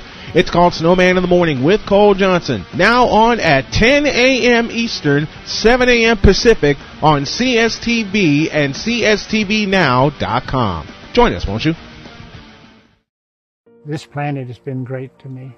It's given me gifts that I can't even explain. It's given me adventures and memories I'll never forget. And Battleborn, I think, has given me the opportunity to go beyond and give something back. How can I be a better custodian to this planet and the place I live? That's where I am with Battleborn. Let's make the planet a better place.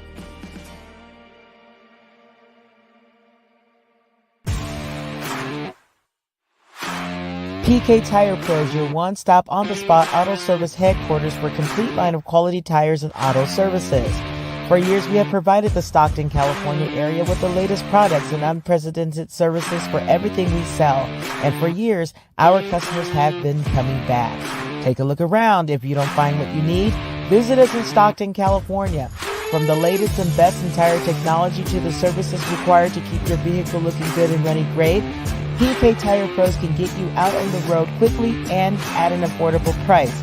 Stop by soon to see why so many people consider PK Tire Pros to be the one-stop shop for all of their tire needs. At PK Tire Pros, our friendly and knowledgeable staff, quick and dependable service professionals, and affordable prices all come together to make driving out on a new set of tires easy.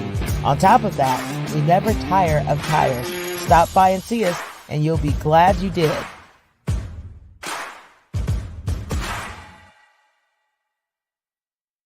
Where sports is the base, life and fun are the results.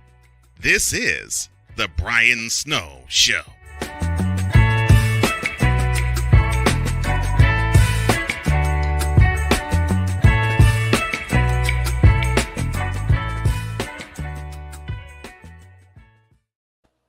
Folks, welcome back. Thanks for hanging with me during what happened earlier today. I really appreciate you guys. Don't forget, beginning Monday, on all of our channels, the Brian Snow Show moves to 4 p.m. Eastern Daylight Time. So from 4 to 6, I'll have this show for you. Of course, you know Snowman in the Morning has already made the move from 8 a.m. to 10 a.m. You can see both shows on CSTV and CSTVNow.com. Time to wrap this up and put a bow on this. What was the text line for earlier? For people to text in their thoughts. For people to text in their thoughts. And tomorrow it'll be a full episode. It'll be a full episode of Ask Brian Anything. JJ chimes in. For those of you who don't know, Brian and I had to talk off the air. And this man literally took time out of his night to have a talk with me because I was having one of those doubtful nights where I questioned everything. I also cried and shed tears because I knew he understood what I was going through. 28 years worth, man. Believe me, 28 years. 28 years of blood, sweat, and tears. Everybody goes to those doubts. everybody goes through those doubtful moments. I mean, when I lost my apartment, I want to say it was 2015. Mm-hmm. Lost my job at CNA, then got a new job, but it was only a temp, and basically got evicted from my first apartment. Mm-hmm. Had lived with my uncle for a while. It was embarrassing. And Yeah. honestly, part of me is like, this is what I'm going to be doing. I'm going to be living with my uncle for I don't know how long, Mm-hmm. because I just don't see myself getting out of it. And lo and behold, I said, I can't do that. I can't think that way. Right. Because I want my own place. I want to be my own person. I want to live my own life and be successful. Mm-hmm. But everyone has their doubtful moments. I mean, Snowman, if I may be afforded, one of the most interesting situations that ever happened when we lived together was when we lost our electricity. Yes. For a couple of weeks, I believe. Mm-hmm. And we did. I was, and both of us were down. Yeah, man. It was crazy. Yeah, we were. But you know what? We said, you know what? We got candles. We got some battery power. We got ways to get around it. And we did. We did. And I got to give you credit for this, for reciting Cat Williams to me. Mm-hmm. As down as I felt, because I thought I was letting you down, Victor comes in with a bunch of candles and he said, "You see these?" I said, "Yeah." He said, "Just think of Cat Williams. I got candles now and I'm ready to burn those bitches." Yeah. So it's what When you he gotta said do. that got me back on my feet. It's what you gotta do. Sometimes you gotta do things that that they're not gonna be fun, but you can't just sit down and let it walk over you. Yeah. And I got to give a shout to my buddy Charles Faulkner and his army there for always supporting me and my programming here, because he always does like an on-air ad for me whenever he's on live. So shout to them there. Sick Digging included. BGS, of course, the very playful war BGS and I had on the air. We both wound up laughing for an hour. My uncle gave me some really good advice. Yeah. You look at, whenever you're in those situations, and I want everybody who hears me to say this, you look in the mirror and you say with a clear voice, "It is not over until I win." Mm-hmm. The fight is not over until I win. Because let me give y'all a little Yordan Alvarez for a little motivation. This is Game 6 of the World Series. Astros were down 1-0 until this happened. On a 2-1, Alvarez hits a high drive center field. Veer leans back. This game is turned upside down. Ain't no rule, ain't not a rule in the book that says you can't turn a situation upside down. No, there isn't. Ain't a situation in the book where it says you can't turn this situation upside down. Not a doggone thing. Nothing can stop you except for you. And nothing will stop me. Period. Nothing will stop us. But that goes back to my question, is that how come we're not teaching our kids this? How come we're not motivating our kids that this is what you can be? This is what in most cases, fear. Fear of, I am so proud of my wife, Jody, for teaching her kids the same thing, teaching our kids the same thing. Don't be afraid to dream. Yeah. F that. I'm not afraid to dream anymore. You'll never know until you try. I stared down cancer and kicked it in the ass. Yeah. Don't tell me nothing's impossible. From being basically given a death sentence. Mm-hmm. From Duke University, being given a death sentence. You know how much time my wife spent crying? Yeah. Being told by one of the supposed premier cancer centers in the country that there was nothing they could do, that the tumor was inoperable? Yeah. Oh, I said, no. I mean, we both were crying on the way back from North Carolina when we got the news. I know, no. That's when her resolve kicked in and said, "Oh, no, I need you here." Well, Jody, baby, here I am. I'm not going any damn where. And that's the true end mark of marriage right there. That's the true mark of marriage. Mm-hmm. Any other?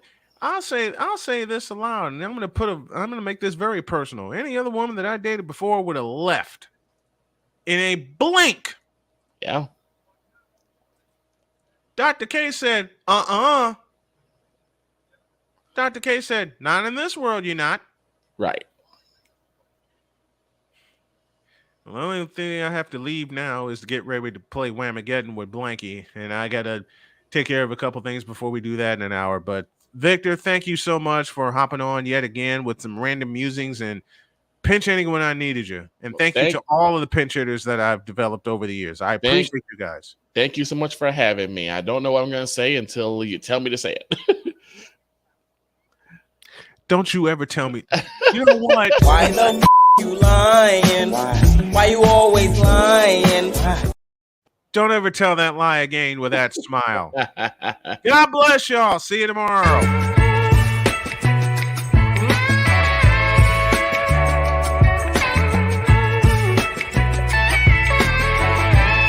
Thank you for tuning into The Brian Snow Show, where sports is the base, life and fun are the results.